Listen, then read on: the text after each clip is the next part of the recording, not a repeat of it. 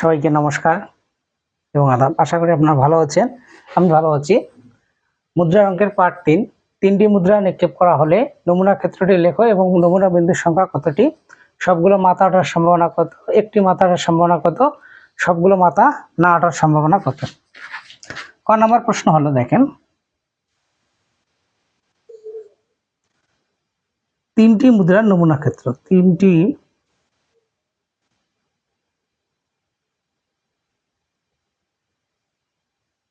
তিনটি মুদ্রার নমুনা ক্ষেত্র।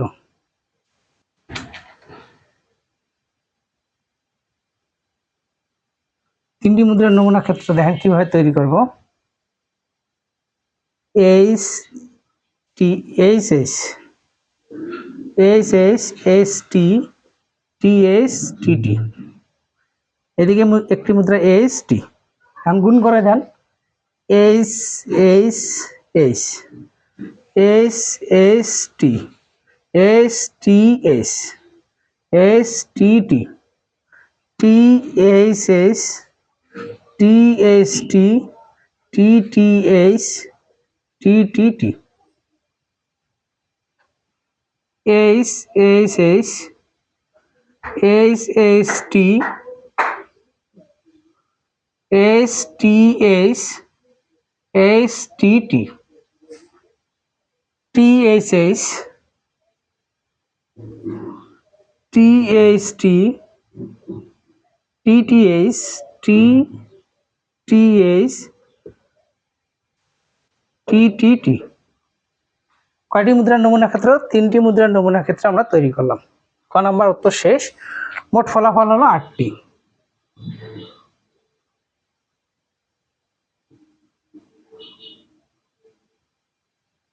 মোট ফলাফল বা নমুনা বিন্দুর সংখ্যা হলো 8টি। কর উত্তর শেষ। আরেকবার বোঝাই দেই, এদিকে দুইটি মুদ্রা, এদিকে একটি মুদ্রা।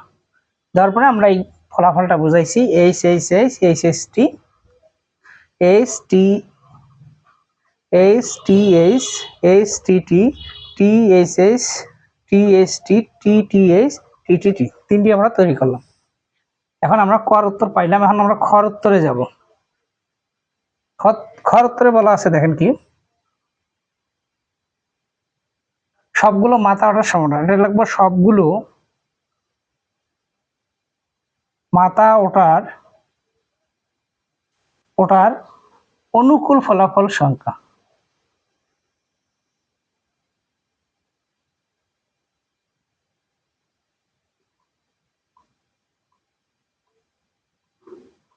অনুকূল ফল মানে সবগুলো মাথা, এখানে দেখেন তো সবগুলো মাথা 3টি, তার মানে একটি। সবগুলো মাথা ওঠার সম্ভাবনা হলো একটি, যথা এইচ এইচ এইচ। তাহলে নির্ণয়ের সম্ভাবনা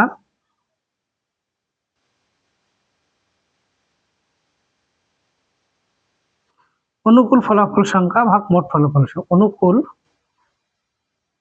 অনুকূল ফলাফল ভাগ মোট ফলাফল।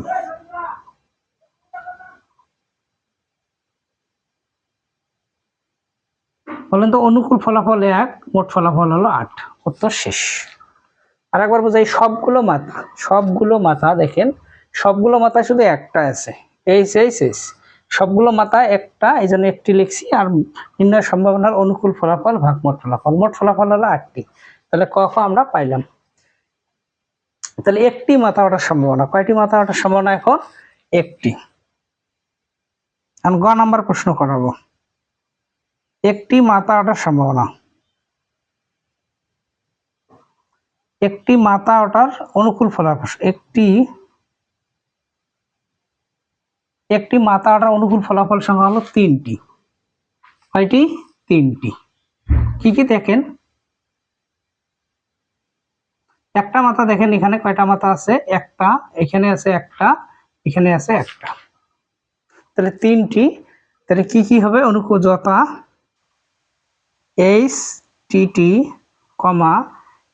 টি H T T T H, 3টা। তাহলে 3/8। তাহলে ঘ নাম্বার প্রশ্ন হলো সবগুলো মাথা নাই। সবগুলো মাথা নাই কয়টি? এটা লিখবো সবগুলো মাথা না ওঠার, মাথা না ওঠার অনুকূল ফলাফল সংখ্যা হলো 60টি। দেখেন তো এইটা বাদে সবগুলো কি আছে কিনা। তাহলে সবগুলো মাথা, এইটা বাদে সবগুলো তো মাথা নয়, তাহলে 60টি। তাহলে এইটা বাদে সবগুলো লিখলাম, তাহলে 7/8। ঠিক আছে, তাহলে 60টি হবে। তাহলে এইটা ব্যতীত সবগুলোই হবে। তাহলে নির্ণয় সম্ভাবনা হলো কয়টি? 60টি। ঠিক আছে, তাহলে 7/8। তাহলে আজকের জন্য এতটুকুই। দেখা হচ্ছে পরবর্তী ক্লাসে। এ পর্যন্ত আপনারা ভালো থাকবেন, সুস্থ থাকবেন।